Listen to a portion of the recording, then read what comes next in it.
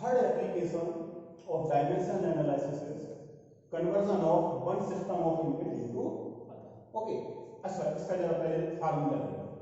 One system को हम other system में कैसे कन्वर्ट करते हैं। हम एक यहाँ पर एग्जाम्पल लेते हैं इसका। जैसे हमारे पास 1 मीटर है ना, 1 मीटर कोई भी हम ऑब्जेक्ट का साइज हम मेजर कर रहे हैं, डायमेंशन उसका साइज कितना है 1 मीटर। हम इसको जब सेंटीमीटर में मेजर करते हैं तो देखो कोई भी बता देगा कि सेंटीमीटर में कितना होगा, 1 मीटर इक्वल टू कितना होता है 100। जरा देखो, this is an MPS system, this is the unit of, ये कौन सी यूनिट है, लेंथ है ना, और लेंथ का यूनिट कितना है, ये क्वांटिटी कौन सी है, लेंथ, लेंथ का यूनिट कितना है मीटर। और जब हम एमपीएस में लेंथ मेजर कर रहे हैं तो मीटर में है, और जब इसमें गए तो सीजीएस में गए तो क्या हो गई, सेंटीमीटर। देखो जब एक सिस्टम से दूसरे सिस्टम में गए तो यूनिट चेंज, और जब यूनिट चेंज तो उसकी numerical value will also change, हो गया नहीं।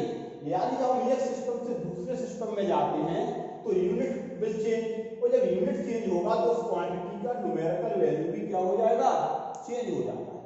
ठीक है, यानी जैसे 1 मीटर इक्वल टू 100 सेंटीमीटर।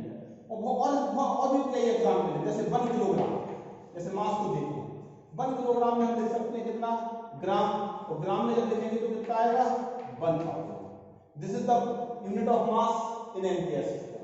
और मास से जब सीजीएस सिस्टम में गए तो ग्राम, तो जरा देखो तुम्हारा न्यूमेरिकल वैल्यू कितना हो गया 1000। यानी when you move from, when a quantity is measured from one system to other system, then its numerical value will also change. इसीलिए फिजिक्स में जब भी कोई सवाल या न्यूमेरिकल करते हैं सम, उसकी न्यूमेरिकल वैल्यू जब कैलकुलेट करते हो तो उसके साथ क्या लिखना जरूरी है, उसका यूनिट। अगर हम यूनिट नहीं लिखते हैं तो हाथ मार्क्स तुरंत काट देता है। जैसे वर्क डन निकाला, एनर्जी निकाली, पोटेंशियल एनर्जी निकाली, और 100 आया, 100 लिख करके थोड़ा जूल नहीं लिखे, हाथ मार्क्स है ना। प्रॉपर यूनिट जरूर मेजर करना पड़ेगा। अरे जरा देखो ना, 1 और 1000 में अंतर है नहीं है। अगर ये अकेला लेते हैं 1000 आंसर निकालना है तो ये तो मेंशन करना जरूरी है कि वो ग्राम है कि किलोग्राम है। जब तक ये मेंशन नहीं करेंगे कैसे मालूम पड़ेगा कि ये आंसर आएगा 1000 का है, और 1 और 1000 का बहुत बड़ा अंतर है, राइट। हाँ, तो हम एक सिस्टम से दूसरे सिस्टम में जब जाते हैं तो ये कन्वर्ट कैसे करेंगे, जरा यहाँ पर देखो। ये क्या है, हम एक एग्जाम्पल वाला ले लेगा ये वाला, ठीक है। यहाँ पर जैसे हमने एग्जाम्पल लिया 1 मीटर, ठीक है, तो ये 1 मीटर है। अगर हम सिस्टम में गए तो कितना हो जाएगा 100 सेंटीमीटर। ये एक सिस्टम में क्या है, यूनिट, ये क्या है उसकी न्यूमेरिकल वैल्यू, न्यूमेरिकल वैल्यू को क्या मान लें हम n1, और जो लिखी हुई यूनिट है उसको क्या मान लें हम u1। दूसरे सिस्टम में जब हम गए तो उसकी न्यूमेरिकल वैल्यू क्या हो गई n2, और उसकी यूनिट क्या हो गई u, राइट। यानी this is your n1, this is u1, this is n2 and this is u2। लेकिन देखो रिजल्ट का कोई इफेक्ट नहीं है, 1 मीटर इक्वल टू 100 सेंटीमीटर, बात वही है, ऑब्जेक्ट का डायमेंशन तो उतना ही है। इसका मतलब है कि इनका प्रोडक्ट जो है, this product will be equal, यानी n1 u1 इक्वल टू क्या होता है रिलेशन n2 u2। भले ही हम एक सिस्टम से दूसरे सिस्टम में चले जाएं, numerical value will change, then its concern unit will change, but their product will remain constant, यानी n1 u1 equal to n2 u2। ठीक है, पहले तो ये नोट करो, ये रिलेशन है ना, one system to other system, यहां तक नोट करो, n1 u1 equal to n2 u2।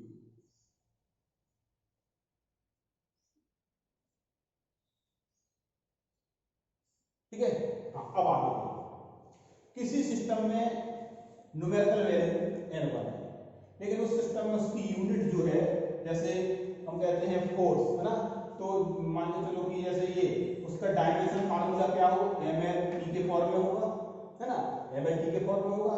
Power उसकी हम क्या ले लें abc, पावर तो बदलेगी नहीं क्योंकि क्वांटिटी तो नहीं बदली ना, तो क्वांटिटी नहीं बदलेगी तो पावर तो वही रहेगी, abc जो आएगी वो तो इस तरफ भी आएंगी उस तरफ भी वही आएंगी।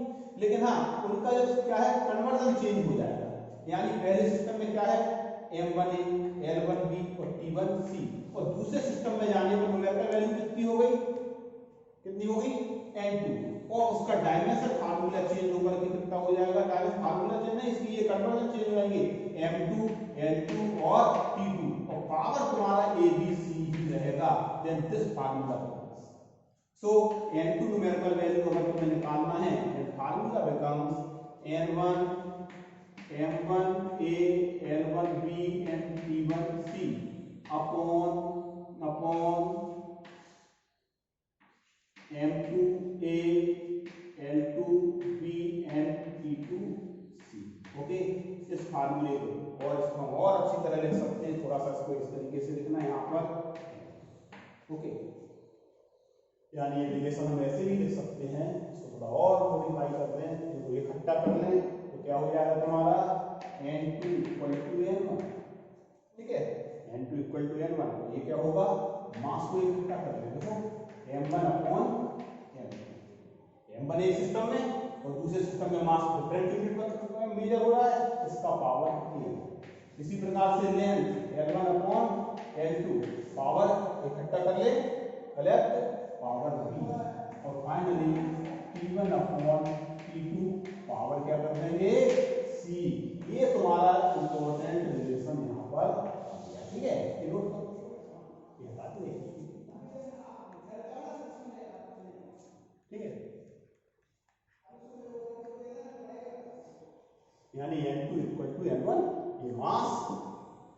अब देखो इस रिलेशन को समझ लो अच्छी तरह, निकल आया, अपनी कॉपी में इसको जरूर नोट कर लेना। ठीक है, देखो जरा, अब यहाँ पर जैसे एक एग्जाम्पल लेते हैं तो तुम्हें समझ में आएगा ये सवाल देखो फार्मूला कैसे अप्लाई करें। फॉर एग्जाम्पल एक न्यूमेरिकल लेते हैं, फॉर एग्जाम्पल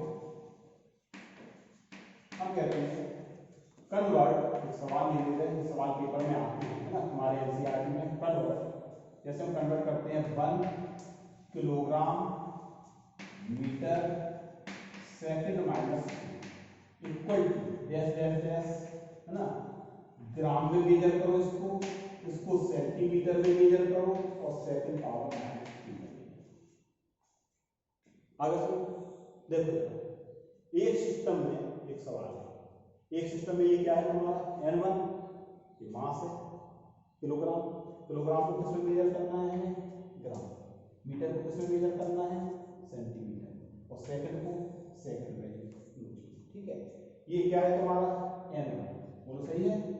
ये क्या है, तुम्हें N2 को क्या करना है, फाइंड आउट। बोलो भाई, फार्मूले में प्लेस करें तो फार्मूले में प्लेस करोगे तो N2 equal to N1।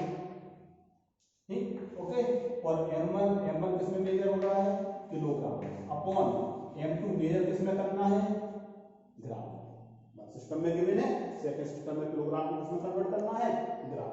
Power इसकी कितनी है बोलो, 1। ठीक है, इसी प्रकार से L1 अपॉन N2, L1 किसमें है, मीटर, ओके, कन्वर्ट किसमें करना है, सेंटीमीटर। पावर कितनी है इसकी, दोनों तरफ देखो 1। ठीक, और सेकंड तुम्हारा ये सेकंड में है तो ये भी सेकंड में मेजर करना है, और पावर कितनी है तुम्हारी, ठीक। सो N2 इक्वल टू 1। ठीक है, N2 इक्वल टू 1। देखो 1 किलोग्राम इक्वल टू कितने ग्राम, 1000 हो गया, 1 ग्राम टू ग्राम अपने आप जो आगे में 1000, इस तरीके से। इस प्रकार से 1 मीटर, पावर 1 ये मीटर इक्वल टू क्या, 100 सेंटीमीटर, वो अपॉन में सेंटीमीटर ये, ठीक, और सेकंड से सेकंड तो कैंसिल हो ही जाएगा, कोई दिक्कत नहीं। देखो ग्राम से ग्राम और ग्राम में कन्वर्ट हो गया, और ये सेकंड के सेकंड चलो लिख भी सकते हैं हम, सेकंड अपॉन सेकंड का कोई मतलब लिखने का कोई मतलब नहीं। क्या आ गया तुम्हारा N2 इक्वल टू 1000 इंटू 100, कितना आ गया 10⁵ कन्वर्ट किसमें हो गया, ये ग्राम, सेंटीमीटर और सेकंड माइनस हो गया नहीं। अरे मैं तो वैल्यू को मल्टीप्लाई कराया, ग्राम सेंटीमीटर पावर 1 है, चाहो तो ये इस तरीके से चला सकते हैं, और सेकंड माइनस, ठीक, मतलब N1 इक्वल टू 1 जो था वो N2 किसमें कन्वर्ट हो गया, 10⁵ निकला। यानी एक सिस्टम में हमने वैल्यूज ये मेजर की, दूसरे सिस्टम में जाने पर वैल्यूज ये हो आ रहा है, क्लियर, ये होगा। ठीक है, जानते हो, बता सकते हो ये काय का यूनिट है, ये कौन सी क्वांटिटी है, फोर्स, किलोग्राम मीटर पर सेकंड स्क्वायर, किलोग्राम मीटर पर